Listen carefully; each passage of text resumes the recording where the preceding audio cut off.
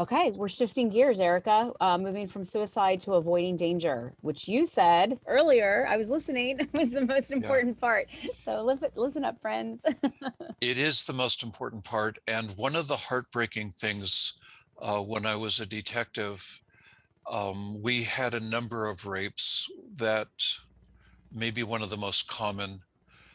So first of all, um, the majority of rapes are not stranger rapes, right? Right, They are either partners or former partners or people that have access to you personally. right. Um, I had one as a prosecutor where the person was a dispatcher and she had a firefighter who was going through some domestic violence, and she said, well, you can sleep on my couch, if you can't go home, you can sleep on my couch. And it was like a one night offer. It wasn't and that next morning she was in the shower getting ready for work and he raped her. Oh my Right. God. And so but but for stranger rape, which is the thing that people are more afraid of, even though it's less common, Right, right. um, uh, this story happened over and over again, where um, we had a mall district, and the woman would tell me that she had to stay late to close up the store. Everybody else had gone. The parking lot was dark. The cars were up. Parking lot was almost empty. And she normally would just walk out and walk to her car. And every one of these, it seemed like every single one of these cases, the woman said, I looked out and I thought, I shouldn't go out there. And then she said, oh, that's silly. And so she had an intuition that Right. she shouldn't go out. And then she discounted it and she went out and she was attacked. I used to do rape awareness training in Yeah, the shopping areas yeah, because I covered so many of these crimes. yeah, And I tell the women in the stores, I would rather respond to 100 false alarms than one rape, right? yeah, So yeah, yeah, if you're worried that there's somebody out there, call. yeah. Um, If and I could just throw a really quick plug, because I know I work with a lot of the business improvement districts here in Los Angeles, and those folks have phone numbers, and they may not always be available to send someone to get you, but it's worth the call. So if you're in downtown, there's half a dozen. It seems like bids there. I don't know what other cities provide, but if there's services that you can do, I taught a self-defense class a week or two ago, and I was going to have to walk through a sketchy area, so I just asked the bid guy to walk with me because I didn't want to like get mugged on my way back from a class. So I have to practice what I preach. yeah, Um, so you were talking about intuition. So yeah, it's people do that. People have to rely on their intuition, as you say here, for survival. yep. So I'm a Vietnam combat vet. Yeah. And one of the things I noticed, really, this was later in law enforcement when I got to know people across a broader spectrum. Yeah. Sorry. No worries. Um, that all of them talked about having a sense that if they took one more step, they were going to die. And Mm, and and I was raised to discount intuition. I was raised that that was an old wives' tale and that it's just BS and don't listen to it. And um, I have had several things happen where I should have died, mm, and and I could go into the stories, but I the probably the most strong is one night I stopped a car, dark road, no street lights, no houses around. I stepped out of the car and I thought, this man's going to kill me. oh shit. And it turned out, sort of jumping to the end of the story, I obviously survived, but I did all the tactics that we were trained to do for if you were stopping a bank robber or somebody who was really dangerous. I never put myself in a vulnerable position, and that normally I would. Normally, this is the 1980s when I was a cop was a decade of community policing, and there was this effort to get us all to be warm and fuzzy. Um, And I really bought into that. And so I normally would have been more casual, but this guy, no. And 2 weeks later, the detectives, I was still patrol, the detectives called me in and said, we just learned that you stopped this guy 2 weeks ago. And I was like, I don't even remember. And they go, yeah, no, we have the ticket. And I said, okay. And they said, he had 3 guns on him. And he he bragged that if you had shown even the slightest inkling of knowing who he was going to kill you. Wow. Wow. So So that voice yes, is yeah, what kept you. Yeah. I don't think I'd be here today. I think I would have died that night if I'd ignored the voice. Yeah. So I'm gonna share the screen again because I think you have a really great slide about intuition because I think sometimes we struggle, like what is intuition? And so I love this slide here. And if you could kind of break this down for folks who would be watching, listening, um, yeah, over to you. Okay, so I think we use the word intuition for a couple of different things. One is the pure, um, what Carl Jung, who's a famous psychologist, what he would say would be a non-local connection with somebody, Hmm. where we where we know something. Like that night, there was no light, there was no way I could get any information. The car was parked a little further in front of me than I would normally do, and even that was not my normal. So there Yeah. was some, even before I stopped my cruiser, I had some sense there was something wrong. Yeah. um, and I stopped him for a very minor traffic violation that I would never have stopped anyone for, but my intuition said I have to stop this guy. Yeah. So, and it was a violation, so it was lawful to stop him, but it was like one of those things that I would have just like, well, I don't even worry about it. Um, so there's some non-local information that can pass between two people. And I think the best example of this is, and everyone I've ever asked has said, yes, they've had this experience. If you've ever sat or walked or been somewhere and you have this really strong feeling that somebody's staring at you from behind your back and you turn around and they are, Yeah. right? I Yeah. think we've all had that experience. Yeah. Yeah. So there's something, there's no, none of our 5 senses can tell us that there's some other transfer of information happening. Right. The other thing that we call intuition is that we process far more information than we're conscious of. And Mm-hmm. so there may be some very subtle cues in the environment that are signaling, but we don't know. We can't put a name to it, and so we Right. call it intuition, even though it was something we caught in our eye or something that we heard or something else. Well, and based on my own experience, individual experience, and then in conversations, a lot of times we dismiss something because we can't explain it. Yes. Oh, I can't explain why this guy feels off, so I'm going to dismiss it. Yeah, And if I can't articulate it, and I think that that is a mistake that I we agree. can get us into trouble. That's a big Yeah, mistake. And that's yeah, the point of what I'm trying to convey with that slide is that that is a huge mistake. I would rather be wrong, yeah, yeah, right, than um and so what, I look like a fool, I do something, or if I was a cis woman thinking, well, the women that of the rapes that I covered, if she'd called the police department, we would have sent a cruiser over if we had one free. If she called her boyfriend or her husband or her son, right, or even another girlfriend to yeah, come yeah. out, um, and she would never have known that there was a guy waiting there, Right, right? Because if somebody else showed up, that would never have happened, right? And right, so it seems like, well, I had this feeling, but it was wrong because nothing happened. right. Yeah, I think even that's a mistake. Yeah, agreed, agreed. All right, I'm going to come back to slides here. Anything else you want to cover here, or?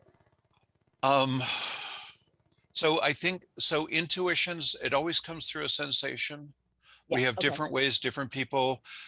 Sometimes it feels like a silent voice in my head. Sometimes it's like that night on the traffic stop, it was a tingle on the back of my neck. But there'll be some sensation that's trying to communicate information. And the whole point of the slide is trust it. Yeah. Yeah. All right. Trust it. Here we go. Oh, I love this. You've got exercises. What can we do to build our intuition? Okay, so I love this first one. It's actually, I learned it from a Taoist um, practitioner. Hmm. Um, and it's also um, it's also a fairly common thing in some of the indigenous shamanic spiritual practices. So walking using our peripheral vision only, Hmm. and so walking with completely defocused eyes. And Yeah. what happens for me when I do this exercise, normally when I walk, I might look ahead at a tree. And as I get close, I look ahead to the next tree, and then I look ahead to the next tree, or I look down, or I'm looking out at the lake or something. There's a lake that I like to walk around. Um, and I don't have a sense that I'm moving through the world. It's this weird sort of, I know that I'm walking. I know things are getting closer to me, but I don't have a sense of movement. Hmm. Where if I defocus my eyes, so I'm seeing everything, my whole everything, Yeah. it feels like I'm moving through the world in a way that I've never felt before. Oh, interesting. And at first, um, there's this real fear of stumbling because you're not looking, you don't check to see what's ahead on the ground. Yeah. And I think when you first start doing this practice, you have to be careful of that. Yeah. Um, but as you get better at doing the practice, you find that you don't stumble.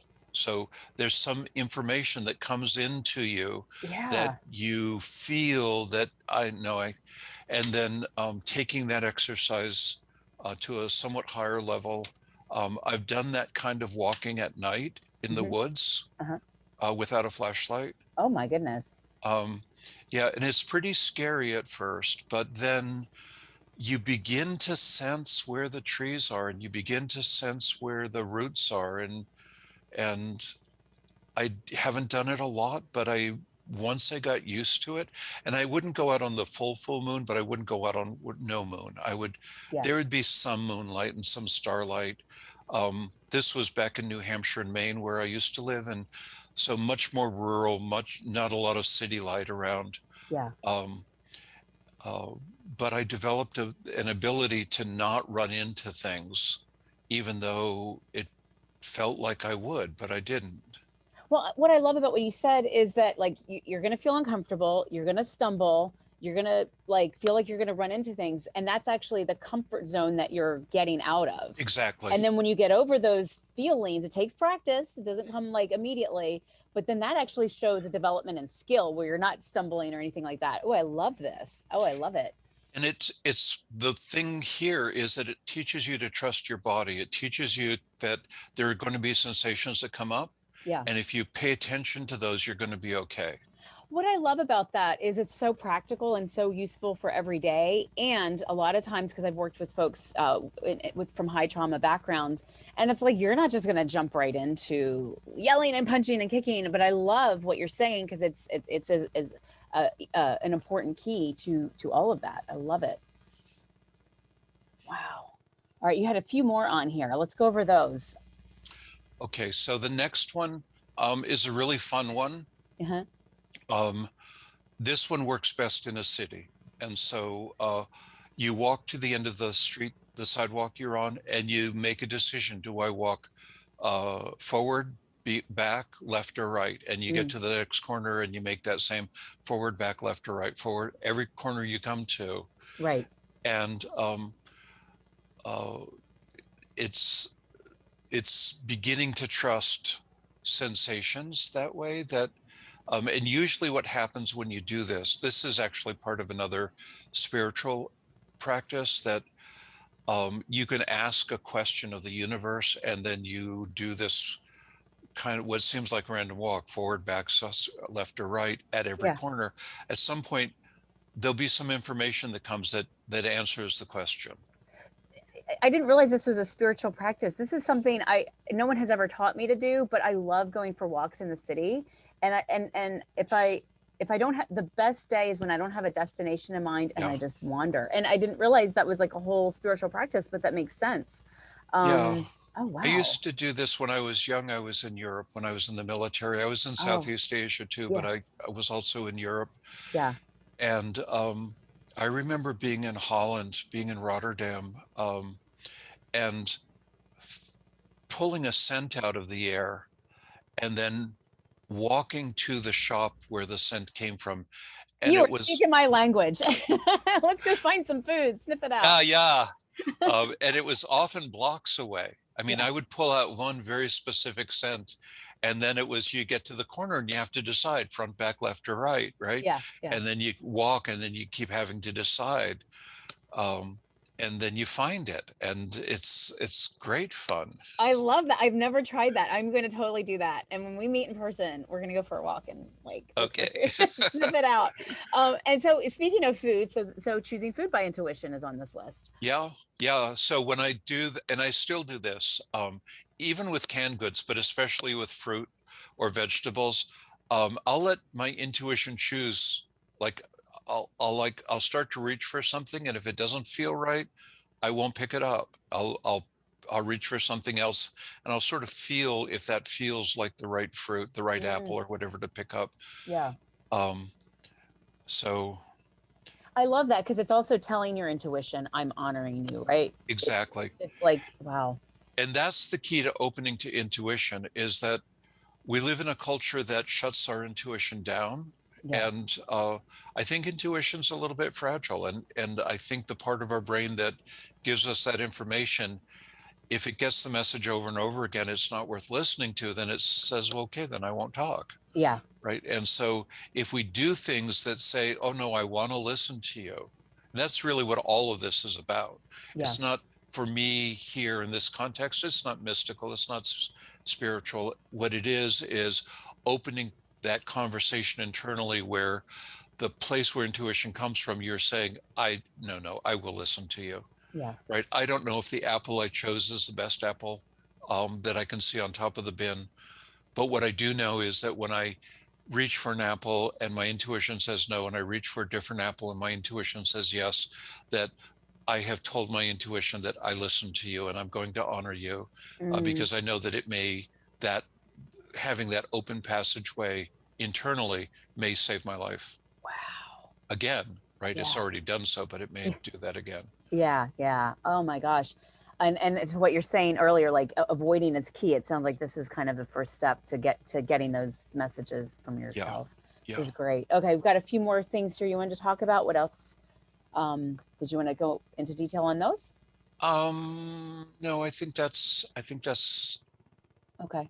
Oh, well, okay. So always follow the information you receive unless there's a clear reason to not do so. I mean, I think occasionally Yeah. you can tell your intuition, yeah, no, not this time.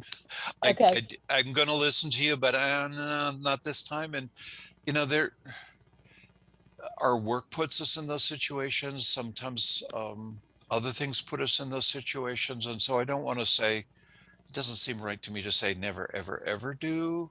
Yeah. But um, Well, this sounds like the next level of discernment that you're practicing with your intuition, right? Like there's the peripheral exercises, the choosing direction, and then like one maybe is what you're saying. Like once your tuition becomes to trust you, like you're not going to ignore me. Like we can have yes, like discerning, nuanced conversations. Is that fair to that's say? exactly what I'm saying. Okay. I'm thinking I was on a ship once and I had to be inspected before I was allowed to go ashore. Yeah. And I heard a snap. I didn't know what the sound was. I heard something snap. And the deck crew was all Spanish speaking, and I have some Spanish, but it was before I got fluent in Spanish. And I heard somebody shout out something like cuidado, which my high school Spanish was old enough at that point that I was like, I know that word, I know that word. But while I'm doing that, I know that word, I know that word. My intuition said, dive. And I dove under a piece of machinery that was on the deck. Yeah. And the cable snapped across the top of the thing that I dove under. one of the more common ways of being killed on a ship is the cables that hold winch the cargo up. Yeah. They're like big, thick Yeah. Yeah. wire ropes. Yeah. They snap sometimes, and that's what happened. And so this thing clattered right atop of me, and and so that part of that split second decision making when I can't remember what cuidado means, but and if Careful. I It means warning or be yeah, careful, caution. I know Yeah. Oh, now, right? yeah. But Oh, I now you did, know. Sorry. right? But I heard it, and it's like, if I dive down under, I'm going to get my clothes dirty, and I won't pass inspection, and I won't be allowed to, and I'm going to have to go back to my room and change and get into new clothes, and I might rip it and blah. And right. And, as a kid, you're raised, don't get your clothes dirty. Right. And so there are all these messages, and all this stuff is rattling around. It took a whole half a second Isn't that to amazing how fast we have these? yeah, because that cable was traveling fast, Yeah. right? And from the time it snapped and heard the shout to me diving under and then having it hit right over top of me, it probably all took place in 2 or 3 seconds. Oh, yeah. Yeah. Um, but time really slowed down, and there was this like parsing out through, and having a clean set of clothes to pass inspection with was not as important as, right? I Yeah. would rather rip up my clothes and get grease stains and everything else than have the cable hit me, even though I didn't even know it was a cable that was coming.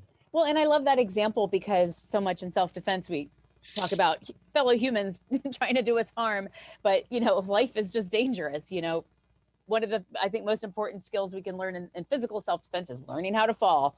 Yeah. And I know that's helped me a few times when I'm out running or being a klutz. So I love that story, and it comes back to what you're saying about that, listening to that intuition. Oh my goodness. All right. We're at the next section here, which I am super psyched about, using your energy. Let's dive into this. Okay, so that idea that psychopaths can read you, they're reading something about you, and Okay. what can you send out that will make you less likely to be a target? Right. And I think so I I own that when I was in police work, until the very last days of being a detective, I finally began to figure it out. But up until that point, no. Um, that when I was doing surveillance, I'd be in this really great hidey place doing surveillance on some criminal activity. Yeah. They always caught me. It was like, it didn't matter how good my hiding spot was. And no Oh, lights on at night. I mean, this, like, how in the world did you see me at a oh, window from 200 feet away? It was that I was pushing my energy out. I was so focused outwardly. mm, I later I developed a good friendship with an Israeli commando, and he talked about this in reverse, that when he had to infiltrate, he was on a team that did essentially assassinated assassins before they killed. And wow. so, yeah, it was a Count, really counter in, assassins, that, assassins. yeah, that's what his job was. Wow. And he was able to sneak up on somebody and kill them with a knife before they even knew he was there. And we talked about this because I told him about my experience doing surveillance and how, like, everybody in the world knew that I was there. And he said, and then my last intuition after I'd failed so many times was, there has to be a way of holding my energy back. Mm, And yeah. he was like, yeah, no, that's exactly how I did my work. I would hold my energy all the way back. I could move through the world, but I would hold my energy back in a way that people didn't even see me. And I remember standing in a room once in a training session where I was practicing that, holding my energy back, and somebody that I'd known for years came into the room, and um, it got to be like break time. And so I dropped that holding back, and they were like, when did you come here? This Right? is the first I saw you. Yeah, Where did you come yeah. from? Wow. So So this sense of that we actually can control our presence by, Yeah. and so my sense is that if I project my energy out forward or Hmm. around me, that it's almost like the advice if you're out hiking in the woods and there's a bear that might be charging you, you Yeah. make yourself big, right? Yeah. And so that's where this is coming from. Make yourself big energetically, have Yes. this force field around you Yeah. that, and then I think when you do that, then you're also going to walk with more confidence. And if you're walking with more confidence, it's less likely that you'll be seen as an easy target, and people, and the person who's looking for an easy target will go next. Yeah, Yeah, not you. next. I don't want to deal Next. with that. Yeah. Yeah. I grew up in a not great neighborhood. It was kind of rough. And I still loved going for walks. And I remember like I'd be like 11 years old and like when you go to a certain neighborhood, like my shoulders broaden. It's just like, and I'm 11, Yeah. right? Like I look back and think that's adorable. And then, but then like I've lived in more safe places. And then when I go to more dangerous places, that feeling comes back. Like I don't even like try it, but it's just like, I just feel this. And it's Yeah. not like I'm walking around. I'm not looking for a fight, clearly, but it's just like I don't know. It's my body does this Yeah. thing with Yeah. this, and I think that's just like practice from when I was a kid, and I love that how it like comes back without me having to really think about it. Yeah. Yeah. For sure. Yeah. So it's not necessarily. I mean, it sounds like you're saying there's a couple of different ways of being big with your energy or managing your energy. There's being big so that people don't know you're a threat. But is there a distinction between being big and because like we all go to those parties and we have like those fun, gregarious people that are awesome. That's still quite different though. Is what you're talking about more of a don't fuck with me vibe, or am I Yeah. Yeah. overthinking that? Yeah. No, Okay. no, totally. That's what it is. Okay. It's, so in law enforcement, I never had to use my firearm. Um, but I have held people. Um, I had a revolver. The trigger break was somewhere between 12 and a half and 13 pounds. Um, I was an expert from a 50-yard line up to a 7-foot line, Yeah. rapid fire, under stress, timed fire. Um, and the end of the 60-shot course, um, the hole in the target would be about the size of an orange Mm-hmm. and no paper in the center. And that was right. Wow. And it was Yeah. always like just up, just slightly above the heart and to the left. I'm going to be on your team in the zombie apocalypse. Yeah. So, um, so I was really good at it, partly Yeah. because statistics are that police only hit the target 80% of the time. And the idea that I might fire at somebody and kill an innocent bystander was Yeah. so terrible that I could not. I just pushed and pushed and pushed, and I practiced. Right. I mean, Because firearms take yeah. a lot of Yeah. work. It's like martial arts. Yeah. It takes a lot of work, and so I got to be that good. Nice. And then I knew where the trigger break was. I knew I could hold my gun and have the hammer resting in the air, just balanced where another quarter pound and it would snap forward. And I would draw a line. And it was like, if you do this, you die. Yeah. Right. And I've watched people walk right up to that line, stop, their posture goes slack. And then I would say, I won't hurt you. You're going to have to turn around and put your hands behind your back, but I won't hurt you. Yeah. And that's what they did. And Yeah. I do believe that they sensed that they knew that I would kill them. And Right. the fact that I would kill them without fear, without hesitation, it was just like automatic. Yeah. Um, they didn't push that boundary, not one single person. And I've dealt with some really dangerous people. Well, and you say this. I'm going to pull this slide back up because I think this is really interesting what you say about fully committing to seriously hurting someone if they cross that boundary. Mm-hmm. And so I think that a lot of times that's a new conversation for people is they may not want to hurt somebody and you have to make a choice. Is it them or me? Yeah. So part of where this is coming from is that experience that I've had. Yeah. Part of it is coming from a statistic that if a woman uses a handgun to Hmm. protect herself, she's far more likely to be shot with their own handgun Oh dear. than a woman who doesn't bring a gun. So Is that most, is that in domestic situations or no, stranger or both or it's both. So okay. women who introduce guns to conflict are much more likely to be killed, and they'll be killed with their own gun. Is that because they haven't really thought through that willingness? Yeah, Got it. they have to Okay. be willing. You have to just commit. If you're gonna bring this in, you've got to, and I cover self-defense later on, but you've got to be right. You can't be wrong about the use of this, or you're going to end up in prison Right, for right. years, right? Yeah.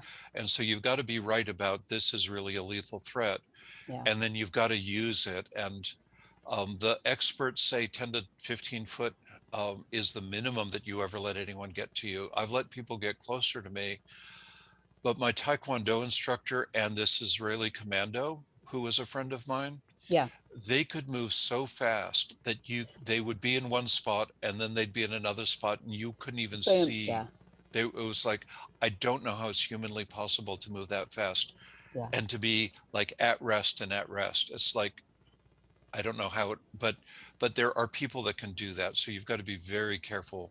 Um, Anyone within that circle. Yeah. Yeah. For sure. For sure. I like this ground as an antidote to fear. What do you mean by that?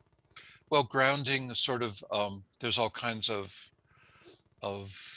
examples of like physically grounding. So um, if you're afraid, our energy tends to go up, and if we ground, it's our energy flows downwards. Hmm. And just that act of grounding can cancel out the fear. It projects strength outwards without projecting out. I'm afraid. And is Uh, that like, do you do, would, what, if you could give it an example of an exercise, like, is it breathing? Is it feeling your feet on the ground? What does yeah. that So look like? I uh, feeling my feet on the ground, feeling the weight of my body. Mm, If you can feel the gravity pulling your body down and mm, feeling your feet on the ground, yeah. feeling the weight of the clothes on your body, you'll be grounded, and it'll go a long way to be an antidote to fear. Nice. I like that a lot. Okay. All right. Oops. Wait, did I go too far? No, posture and gait. Okay. So we're still talking about moving through environments. What do we have here? Well, a lot of trans people, trans women, it's so liberating to finally be the woman that you are, and to go out and walk like a girl, whatever that means. I don't, because I'm a tomboy at heart, and so I just walk the way I walk. Yeah. But there are trans women that are really good at their moving their hips and whatever other body movements they have. Um, and where trans people get in trouble is cis girls are conditioned from childhood that there are certain things you can't do in public, right? You can't walk certain ways. And if you're going to go out, the next one, if you're going to go out, you don't go out alone, right? You walk in pairs, or you walk in small groups. And I hadn't thought of it that way. But that's an upside to the brainwashing us cis women, God as children, which I'm not happy about. But it's, I hadn't thought as a trans woman that you don't have that history. I exactly, mean, you're gonna have a different history, and not that exactly, life's easy, but it's a different history. Got it. That's interesting. exactly. And so a lot of times I've spoken to trans women, or I've watched trans women, they act like they're still cis men. Oh, And so as a cis guy, yeah, or as perceived, because I was never cis, and probably most trans people were never what they were perceived to be, but yeah, perceived as male, I could walk into situations that I would never ever walk into yeah, as a trans woman. yeah, yeah. I mean, there's some power to that male card that you have to. I guess what I'm hearing you say is acknowledge that you don't have that card anymore to play. Is that Exactly, okay? exactly. Wow, wow. That's wow. Okay. And trans men, they get that card, right? Trans men, Yeah, um, it's not unusual for a trans man to interact with a woman and realize for the first time that she's reacting to him the same way she'd react to any other man. oh wow, And that's a there's, yeah, big deal. it is a big deal. There's a real loss for trans men, uh, Yeah. to lose the trust in the company of women Mm, because men are not as trusting and not as communal as women are, yeah. right? Well, Not the I'm sorry. emotional flow is like men are, it's unfortunate, but men don't know how to have the same kind of friendships or easy conversations that women have. Yeah. Yeah. I love the next line here, which is about the prey instinct in folks. Can you talk about that? So one of my teachers, one of my, she had a PhD in psychology. Yeah. Um, in her training program, they were doing some kind of a, a simulation of prey predator role play. Yeah. And one of those things where, and I've done this as an instructor, where I came up with a really great idea, and afterwards I was like, what the world was I thinking of, right? Yeah. Yeah. Um, and you do that once, right? Well, this is one of those times where the instructor in her or her doctorate program um, divided the class into men and women Hmm. and instructed the women to act afraid of the men and to be defenseless, and instructed the men to prey upon the women. And they ended up having to call the exercise off within minutes because the men were getting over aroused in their Wow. predatory. Wow. Yeah, it was really scary for her. Yeah. And she was a pretty grounded, she was a no nonsense woman. Yeah. And for her to say that acting afraid triggered this predatory instinct in men. Yeah. Um, and so I think it's really important to be really conscious of what we project, Yeah. and that we are not prey animals. Just because I'm a woman, I'm not a prey animal, right? Right. Right. And you don't get to prey upon me. That's what I mean. It's not W- like I'm the rabbit, right? Right. We got those eyes in the front of our head just like you do. Yep. Yep. And so I'm the prey. I'm a predator too. Yeah. No. And I school my partner so often that she's now absorbed it. But, when I watch a movie, and I know there's a slide on this in a little bit, but if there's a movie and the guy's strangling the woman, Yeah. it's like, oh, thank you, God, because I know where your hands are. They're on Yeah. my neck. Yeah. And Yeah. I know I've got 5 or 10 seconds to place my hands on either side of your forehead and push your eyeballs in. Eyeballs for the win. Yes. Yes, eyeballs are great. And so we're going to talk about eyeballs in a minute. But Yeah. I love this other thing, Erika, that you have written here in the next line. When you sent this to me earlier, and I was breezing through it, and this line here, walk like you're willing to kill, dampens those predatory instincts. So it's the flip Yeah. side of what you just shared, and I just love that, walking like I'm ready to kill. Talk about that. Well, I had an experience. I was in a military training and I went into New York City with one of my best friends who was also in the training. And we fell asleep on a subway at 3 a.m. And this was in 1970, 69 or 70. Oh wow. And there were race riots in the country Yeah. at that time. Yeah. And I ended up in North Harlem and I had to walk. They wouldn't let us stay in the train station. We had to leave. And so we had to walk through North Harlem, two white boys. That's what I was perceived as. We're Hmm. walking down through Harlem. And I knew that people in daylight got killed walking through those neighborhoods if you Yeah. were white. And so um, uh, I knew my friend was a good street fighter, and I had some really serious martial arts training by that point. Yeah. And we were walking down the sidewalk and we kind of knew where we had to get to. And we had to go through this crowd, and we could have crossed the street and gone down the block and come across. And I thought, I never talked to Tom. That was my friend. I never spoke to him, but I thought, if we cross the street and go around, they're going to kill us Hmm. because it's showing fear. You're showing fear. And so I thought, I think Tom can kill one or two people, and I know for sure I can kill 3 or 4 or 5 people. Um, and so we just walked right through that crowd. There were like Wow. 20 young men. We Yeah. just walked right down, right through the middle of them. And I'd look at them and I'd look them in the eye and acknowledge, yep, I'm here, you're here. I'm not but I'm moving through, right? Yeah, yeah, I'm not hanging out. Yeah, Yep. yeah, And the idea that what I was wanting to project was, I'm not going to live through this, but the first 3 or 4 of you aren't either. yeah, yeah. There's that back to that sentence you said of being willing to kill, as you put it, but maybe less bluntly, just willing to do what you need to do to survive. But I have a question for you about that, because I had that same experience in the neighborhood I grew up in, and there was like this corner bar that was like open at 10 a.m. and people falling out drunk at noon. And I learned that young, or just instinctively, it's like, don't cross. You just like strut right the fuck by, and you don't show fear. Yep. But what, I mean, just that attitude, is that enough? I mean, I was a little kid. I was probably not very smart to think that. Like, and especially someone who may be trans, and if they're kind of, not gender conforming anyway, does that maybe add to the risk, or what are your thoughts I there? think it does add to the risk a little bit. Okay.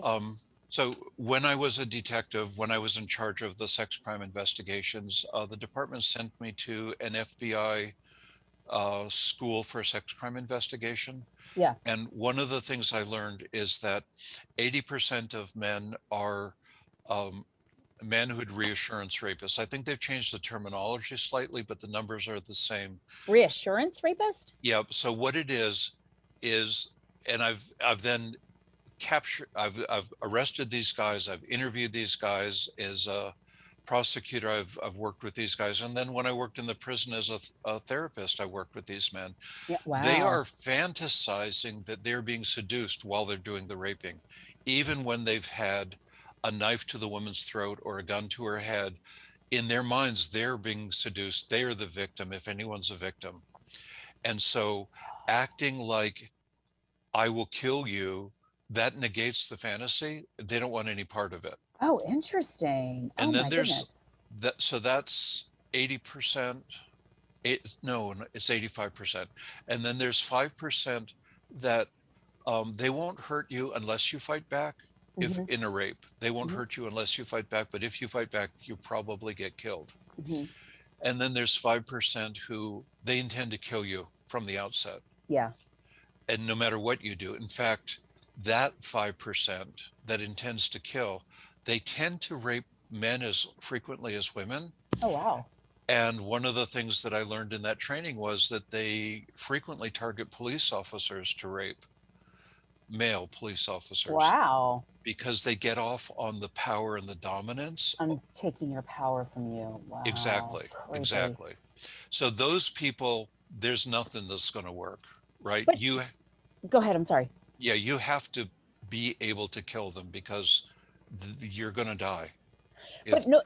Oh, I'm sorry. Go ahead. I'm so yeah, excited to ask you a question, but go ahead. no, if you encounter one of those, and luckily Yeah. they're a minority. Well, they're the minority, but the theme I hear through all those groups is it's still about power, right? Like, Yes. and so if I illustrate power back to you, then they're just like, there is that percentage that they're going to kill me anyway. But for the most part, if we're playing the odds, that's what's going to be okay for you. So I have a question for you. Oftentimes we hear someone was catcalled or harassed on the street, and then that person rejected them, and then they were killed. And my opinion, I want to run this by you, is I feel like media gets that wrong. I feel like what that person was doing, they were going to harm that person probably anyway. I feel like it's a screening tactic. Um, I'm sure it varies from case to case, but it feels like, I don't, you correct me if I'm wrong, but when I hear that, it's like, is that person killed or harmed because they said, no, I'm not interested, back off? Or is it, I was just trying to get close to you anyway, and now I created this distance gap or closure, and you're in my clutches. What are your thoughts there? Um, I think it's honestly, I think the people who end up there probably had prior trauma, and that's getting read. And so they're being targeted for an Mm, easy, being targeted as an easy victim. yeah. It's not their fault, right? No, It's not yeah. their fault they got No, raped or beaten or something as children, absolutely not. Yeah. but there's a scar that we carry when those things happen to us. And so the person's responding to that. And if they sense even a hint of weakness, yeah, I think then that I think that triggers their prey drive, and they go after. Yeah. Um, I was in a situation once where I used a women's bathroom. It was in southern Indiana, and there was a woman in the bathroom at the time. We didn't talk. When I left the bathroom, um, I walked out into the restaurant, and people were all like, I walked in and nobody even looked up. I walked out and the entire restaurant, everybody's staring at me. Oh, So bless. I figured, first of all, if I want food, I'm going to drive around through the drive-through and I'll order some and I'll leave. And, I don't want any problems. Yeah. Um, so I made a beeline through the restaurant. I walked out through the exit door. It was only one exit door. And I walked out, and there was a very short sidewalk and then a parking lot. And at the very end of the sidewalk, right up against the curb, was a pickup truck. And as I stepped out, the man started shouting at me that he was going to kill me, shouting that I was a pervert, shouting that he was going to call the police. And there was some other thing he was shouting, but it was this loop that he kept going through. And I Mm, thought, well, he keeps bringing up the police. I'm hoping that he has this awareness that, like, no doubt in southern Indiana that a guy in a pickup truck's got a gun, right? I was like complete certain that that was true. yeah. Um, and I thought, if I engage him, I'll probably die. Yeah. And so I'm going to walk to the end of the sidewalk, uh, where the next part of the sidewalk branches off, not right up to his truck. And so I kind of did it with a defocused gaze so that I wasn't Smart. connecting Yeah. to him. Yeah. And I walked right down, and then I turned to the right and I walked over to my car, Yeah. and I thought, okay, I'm gonna be okay. I got my car. Yeah. And I lost sight of where his car was. He'd pulled away. And so I was like, well, I want food. I stopped here for a reason. So Yeah. I pulled into the drive-through line, and he pulled up next to me, rolled his window down, and he's shouting at, now there's cars in front of me and behind me, and I'm trapped there. That was really uncomfortable. I did have a 9mm in the car, Yeah. um, but I wasn't sure. I mean, I wouldn't have shot at him unless I saw a gun, and I figured by the time I saw a gun that I wouldn't have time. Yeah. So it was a really scary moment. It- But I My didn't heart is agitate him. racing as you're telling that story. That was Yeah, you've told me many stories. That was really scary. Wow. yeah. I didn't agitate him, Sure. right? Yeah. But I didn't. So I didn't empower him, and I didn't disempower him. Interesting. Okay, because trying to disempower him is just going to elevate his Exactly. already Yes. agitatedness. Exactly. I'm just going to take a quick moment to say I'm sick of this bathroom nonsense. As a cis woman, I've never been whatevered by harassed or anything by someone who is trans. But based on the research, the problem is going the other direction. Yes, it It's is. not people hunting me in a bathroom or a child in the bathroom. It's trans folks themselves who are at danger. Yeah. Well, There's national research that supports that. yeah, yeah, and then media hype wants to have a different conversation. Yeah. But we're gonna stick to some facts here. I want to come back to this wrap this slide up because I think the last few bits you have here are really just kind of summarize what you just said. It's about being grounded, not Hmm. communicating fear. I love the piece you also added with that story. You weren't being afraid, but you also weren't presenting like as a threat to him. Anything else from this that we might? Only to practice.